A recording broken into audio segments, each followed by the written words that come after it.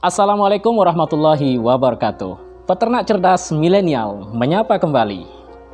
Dalam video kita kali ini kita akan mencoba untuk membahas apa sih kunci sukses kita di dalam beternak ayam, baik itu ayam petelur maupun ayam broiler. Dalam catatan kita bahwa kesuksesan itu sebenarnya ada trik, ada langkah dan ada kuncinya. Nah, dalam video kita kali ini kita akan membahas kunci sukses di dalam beternak ayam, baik broiler maupun ayam petelur.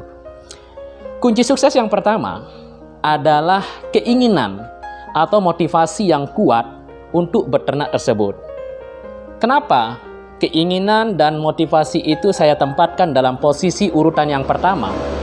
Karena keinginan itu merupakan tuntunan yang paling utama di dalam kita melakukan sesuatu, apalagi notabene adalah sebuah bisnis. Jadi, dengan keinginan tersebut, maka muncullah ide-ide, muncullah tindakan yang baik yang akan menunjang kesuksesan kita di dalam berbisnis, terutama dalam bisnis ayam broiler maupun ayam petelur tersebut. Kemudian yang kedua, yang tak kalah pentingnya, kunci kesuksesan itu adalah modal yang kuat. Modal yang kuat yang saya maksud di sini adalah bagaimana kita memanage sebuah modal supaya apa yang kita lakukan, apa yang kita tebarkan itu merupakan tepat sasaran, ya. Di samping modal yang kuat, tetapi manage yang bagus atau manajemen yang bagus, manajemen keuangan yang bagus, ini merupakan salah satu tonggak dasar kesuksesan kita di dalam membangun sebuah bisnis. Bisnis apapun itu, terlebih pada bisnis ayam broiler maupun ayam petelur. Nah, ada beberapa hal yang perlu diperhatikan sebagai catatan kita di dalam memanage sebuah modal. Di sini saya memiliki sebuah saran yang sangat penting bagi kita semua.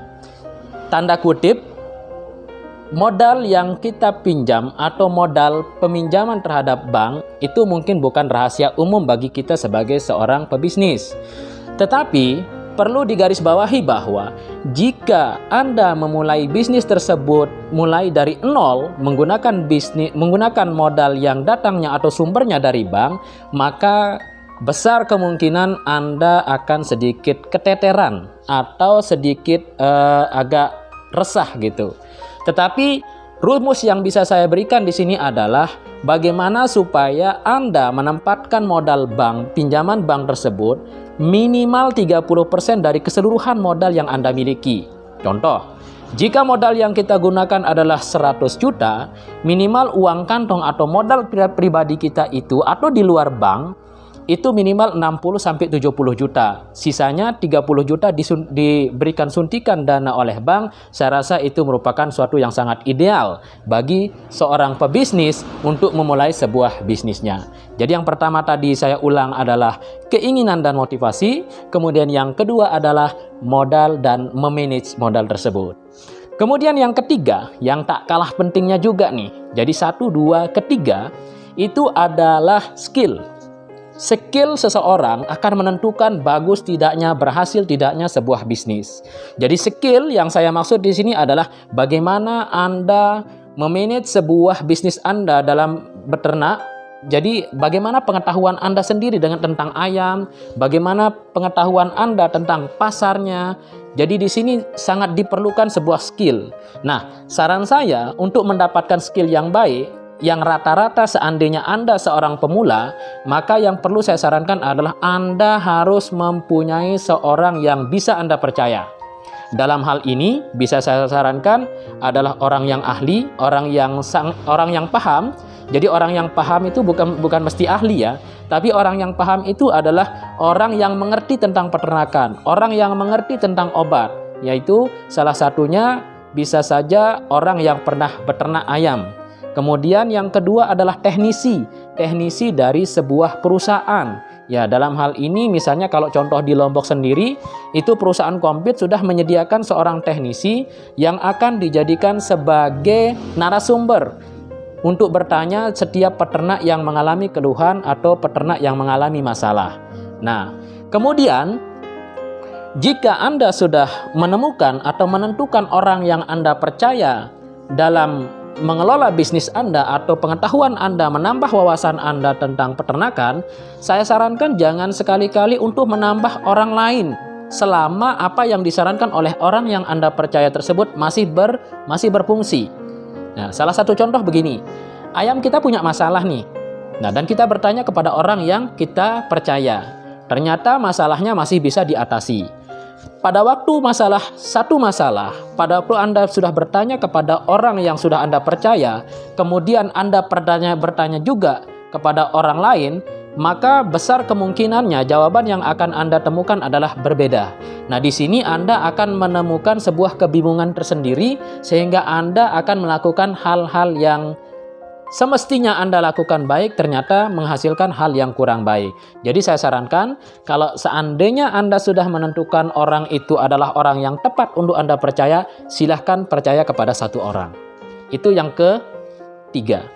Kemudian yang keempat, urutan yang keempat adalah penempatan atau posisi kandang.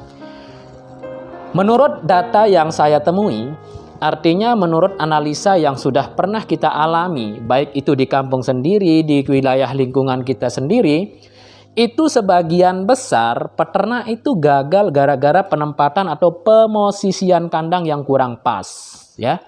Jadi kenapa saya katakan ini adalah kunci kesuksesan kita di dalam beternak? Karena ini merupakan faktor penentu juga. Jadi kalau Anda salah dalam menempatkan posisi kandang, itu besar kemungkinannya Anda akan gulung tikar sebelum waktunya. Contoh kasus begini. Seandainya Anda menempatkan posisi kandang itu berdekatan dengan pemukiman atau berdekatan dengan kandang tetangga, ini akan ciri-ciri menjadi sebuah kegagalan pada diri Anda. Jadi hal yang bisa saya sarankan dalam kesempatan ini adalah usahakan jarak penempatan kandang atau pemosisian kandang tersebut minimal 300 meter dari jarak pemukiman terdekat. Itu yang pertama. Yang kedua, minimal jarak antar kandang dengan kandang tetangga itu minimal juga 300 meter. Dan yang perlu jadi catatan Anda adalah pada waktu Anda membangun atau meletakkan batu pertama, tanamkan pada diri Anda bahwa kandang ini akan mampu bertahan tanpa goncangan, tanpa tuntutan dari masyarakat tentang posisi kandang Anda. Usahakan kandang itu akan berdiri selama 10 tahun. Ya, kenapa 10 tahun? Karena jika kandang itu berhasil berdiri 10 tahun, asumsi saya pada kandang tersebut, kandang ini nilai ekonominya sudah kembali atau setidaknya modal kandang itu sudah kembali.